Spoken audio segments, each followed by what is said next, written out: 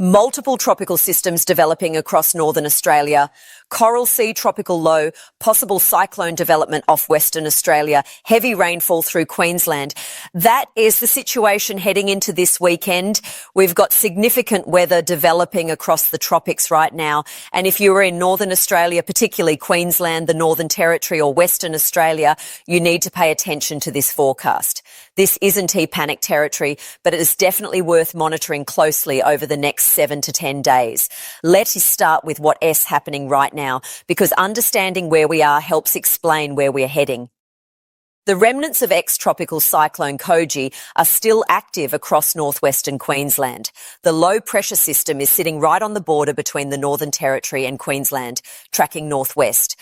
By the time you're rewatching this, it has likely moved into the Northern Territory. The system S expected to reach the Darwin area through the top end by this weekend. And here is the important bit. It's surviving as a low-pressure system. That means redevelopment remains possible.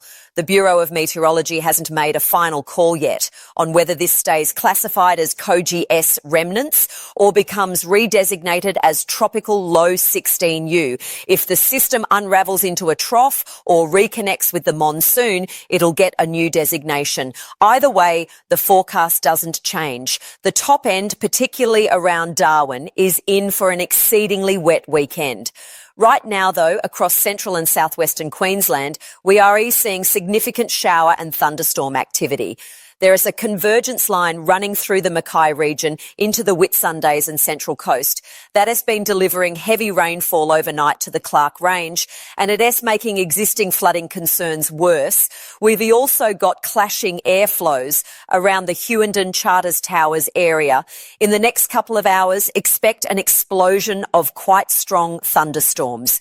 These could translate to very heavy rainfall accumulations across this part of central northern Queensland, just outside the Central Highlands and coalfields, more into the Gulf country, southwest of Townsville, down to Longreach. That is where the clashing airflow is going to promote strong thunderstorm development. Southwestern Queensland S still copping it as well. These storms have maybe 48 hours left before they whittle away, but they're redropping patchy, very heavy rainfall in multiple locations. We're seeing increased flooding concern in the Paroo and Diamantina river catchments. The convective forecast modelling is showing a hell of a lot of thunderstorm activity through tonight. Some very intense rain accumulations. There may be a few spots getting above 100 millimetres. And in one or two locations, we could be looking at falls closer to 250 millimetres. These are tropical downpours in all their glory, peak wet season conditions. The worst of the rainfall should steer clear of northwestern Queensland. These areas have been flood-ravaged lately. Central Queensland S been hammered as well, and it looks like this rainfall corridor is going to connect up these flood-affected areas. A lot of flooding is expected tonight. Flash flooding is definitely a concern. Now let's talk about the Coral Sea situation, because this is where things get interesting for the longer-term forecast. We've got tropical low 14U out in the Coral Sea. This system S heading northeast, and development is expected to be slow over the next couple of days. But as it approaches Vanuatu, development becomes more likely. The system S then expected to make a U-turn back towards New Caledonia. Forecast models are now favouring this system becoming a tropical cyclone. Not a strong one by any stretch. Category 1, maybe Category 2, possibly Category 3. Just considering this system is expected to be quite large. You can see it already. It's pretty broad and messy right now. But as it heads towards New Caledonia, development and intensification can be expected. Here S, where the jet stream comes into play. There is a strong jet stream blowing along the latitude of New Caledonia. And that means a tropical cyclone here can move anywhere closer to Australia compared to where that jet stream sits. It can turn towards Australia, but the jet stream acts as a barrier. The system will cross New Caledonia and then be pushed back down towards Norfolk Island and New Zealand. For those on Norfolk Island, you've been mentioning the dry conditions. This system could bring you some decent rainfall early next week, but with that rain comes strong winds and rough seas. Worth monitoring closely, the bigger picture for Queensland involves the monsoon trough.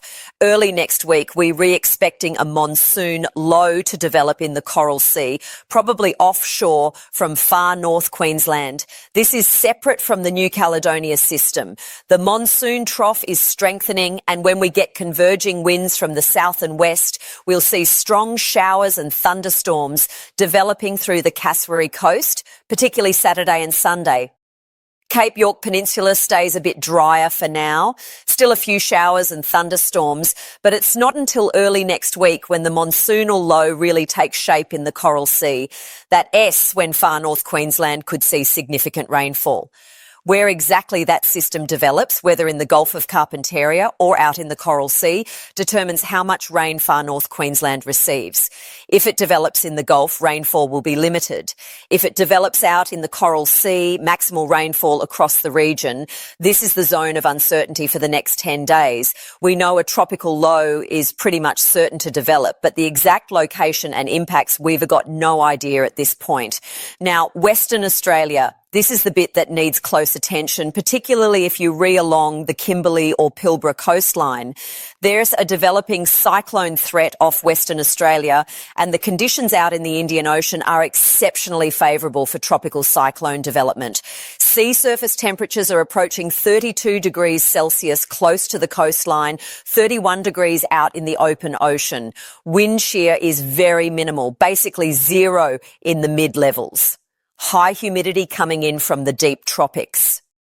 Wind shear values between 5 and 10 knots, which is perfect for tropical cyclones. Just enough to enhance outflow without tearing them apart.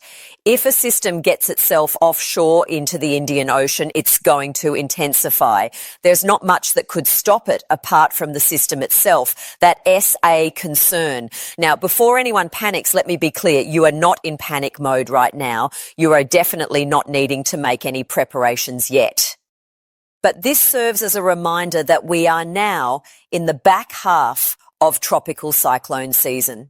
Significant storms are likely across the Kimberley and Pilbara coastline from this time of year onwards. You need to have your tropical cyclone plans ready to go at a moment's notice. You need to be monitoring the forecast daily.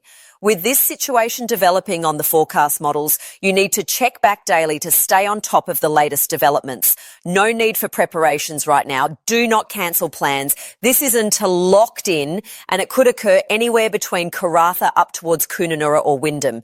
The possibilities are wide open, or it may not occur at all. But you need to make sure your tropical cyclone plans are in place. The tropical storm strike probability charts are showing interesting patterns. These charts look at the chance of a low pressure system with gale force winds exceeding 34 knots sometime between the 19th of January through to the 26th, which is Australia Day. The scale runs from low in purple and red areas to moderate in green to high in blue areas. Offshore from Western Australia, we're seeing high probability. The chance of a tropical cyclone developing offshore from WA is looking pretty solid. Out near New Caledonia and Vanuatu, also somewhat solid. But in the middle ground, the Coral Sea proper, pretty minimal right now. There is a bit of a surge in the Gulf of Carpentaria, though, which suggests the monsoon trough may develop a bit earlier than usual. That's why we on notice for potentially heavy rainfall early next week across far North Queensland. The tropical low potential maps show similar patterns. Not so much full tropical cyclone, but tropical low, which means any kind of wind speeds with a boatload of rainfall associated. Chances through the roof near New Caledonia and Vanuatu, because one system has already developed. Up in the Kimberley area, pretty high chance as well. It's a non-negotiable now. We're going to see some kind of tropical low or tropical cyclone try to spin up offshore from the Kimberley coastline. Whether it SE remnants of Koji or a completely different system, we'll have to wait and see. So let's break this down into what S locked in and what S still uncertain. Locked in, the top end is in for a very wet weekend. Darwin and surrounds, prepare for heavy rainfall from Saturday onwards. This is either COGS remnants or tropical low 16U, but either way, it's happening. Widespread shower and thunderstorm activity. Some locations could see significant accumulations. If you are in low-lying areas prone to flooding, keep an eye on the Bureau S warnings. Locked in. Queensland S central and southwestern regions are copping heavy rainfall tonight and tomorrow. Flash flooding is a real concern. If you're in the Peru, Diamantina or Clark Range catchments, stay alert. Daintree drive through floodwater. If it's flooded, forget it. Locked in. A tropical system will develop near New Caledonia. This one is heading away from Australia towards Norfolk Island and New Zealand. Not a direct threat to the mainland, but worth noting for the bigger picture. Locked in. The monsoon trough is strengthening across northern Australia. This brings increased shower and thunderstorm activity through the Gulf of Carpentaria and the Arafura Sea. Coastal areas from the Northern Territory through to Cape York will see increased activity. Locked in. Something is going to develop in the Indian Ocean. Whether it is COGS remnants or an entirely new system, a tropical low at minimum will form offshore from the Kimberley or Pilbara coast, sometime between now and the end of next week. This one has the potential to intensify given the favourable conditions. Still uncertain. Where exactly the far north Queensland monsoon low develops and when. This determines rainfall totals across the region. Early next week is the time frame, but location is still up for debate. Still uncertain whether the Indian Ocean system becomes a significant tropical cyclone and where it tracks. The potential is there, but we read 7 to 10 days out. Models can shift significantly in that time frame. Still uncertain how much of COGS energy actually makes it to the Indian Ocean versus staying connected to the monsoon trough. So what do you need to do? If you're in central or southwestern Queensland right now, tonight is the critical period. Secure loose items. Daintree park vehicles in low-lying areas. Have your emergency kit ready. If flooding starts in your area, move to higher ground early. Daintree, wait until it's too late. Darwin and the top end this weekend is wet. Very wet. Ensure drainage around your property is clear. Check gutters. If you've got livestock, make sure they've got access to high ground. Stock up on essentials before the worst of the rain hits. You've been through this before, you know the drill. Far North Queensland, keep monitoring through early next week. When that monsoon low develops, you'll know about it quickly. Have your preparations ready just in case. Kimberley and Pilbara, Western Australia, this is your heads up. Check your tropical cyclone plans. Make sure you've got emergency supplies on hand, not because you need them this weekend, but because cyclone season is here and systems can develop quickly. Water, tinned food, batteries, torch, first aid kit, battery-powered radio. Make sure your insurance is up to date. Secure loose items around the property. If you're in a caravan or temporary structure, know where you'll relocate if a cyclone warning is issued. This situation highlights something important about this time of year. We in peak tropical cyclone season. Multiple systems can be active simultaneously. The Indian Ocean, the Coral Sea, the Gulf of Carpentaria, they can all have systems spinning at the same time.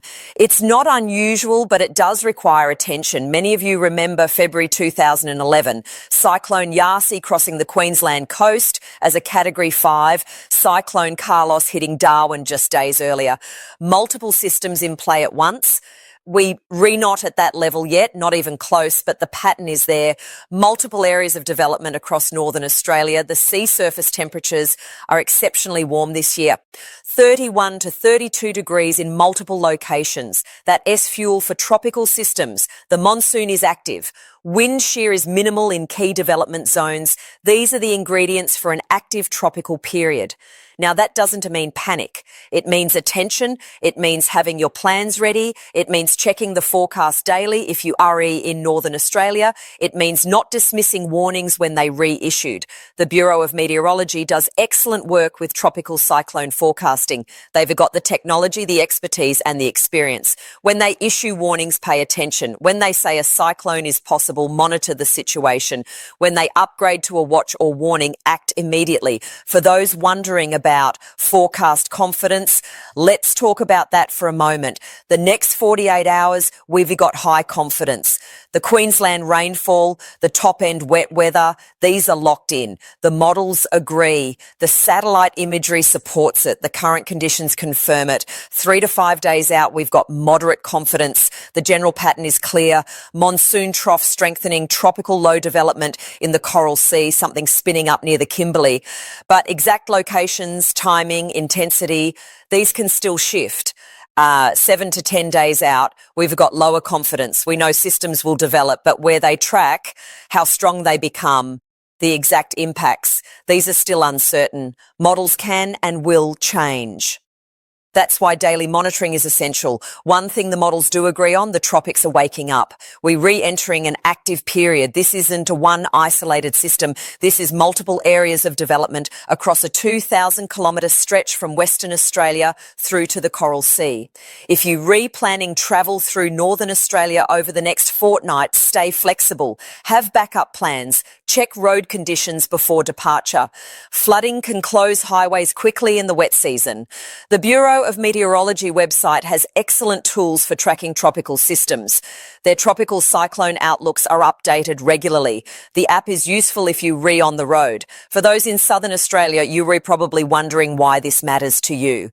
Indirectly, these tropical systems influence weather patterns further south. They pump moisture into the atmosphere. They affect the position of high pressure systems. They can influence rainfall totals across eastern Australia weeks later. The tropics don't stay in the tropics.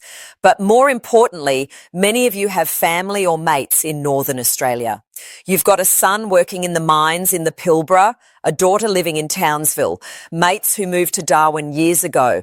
This forecast helps you understand what they were dealing with, why they might not answer the phone if the power is out, why they restocking up on supplies, why they talking about cyclone preparations. The other thing worth noting, this is normal. Tropical cyclone season runs from November through April, peaking in February and March. We rewrite in that peak period now. Some years are quieter, some are more active. We've had a relatively quiet start to the season, but things are ramping up now. That is not unusual. It is the pattern. El Niño and La Niña influence cyclone numbers. Neutral conditions, which is what we've got this year, tend to produce average activity. We not in extreme territory. We in normal tropical cyclone season territory. But normal still means significant systems are possible. So to wrap this up, here is what you need to remember. Queensland, heavy rainfall tonight into tomorrow, flooding likely, flash flooding possible, stay alert. Northern Territory, very wet weekend. Darwin and the top end, prepare for heavy rain, flooding in low-lying areas likely. Far North Queensland, monitor early next week for monsoon low development, could bring significant rainfall depending on where it forms. Western Australia, Kimberley and Pilbara, tropical cyclone development possible in the Indian Ocean over the next 7 to 10 days. Not time to panic, but time to check your plans and monitor daily. For all Northern Australia, we in peak cyclone season. Multiple development areas active. Have your tropical cyclone plans ready. Check the forecast daily. Wait until a warning is issued to prepare. This isn't about fear-mongering. This is about being ready. You've lived through cyclone seasons before. You know how quickly things can change. A tropical low offshore can become a Category 3 cyclone in 36 hours if conditions are right. That's why the preparation matters. The Bureau will keep updating their forecasts. I'll keep providing updates as this situation develops. But your safety is your responsibility. Your preparation is your responsibility. Your decisions are your responsibility. Check back tomorrow for another update. These systems are moving, developing, changing. What looks likely today might shift by tomorrow. That's the nature of tropical forecasting. We give you the best information available at the time based on the models, the satellite imagery, the current conditions. But you need to stay engaged with the forecast, not just check once and assume nothing's changed. Stay safe, stay informed, stay prepared. That is the message for this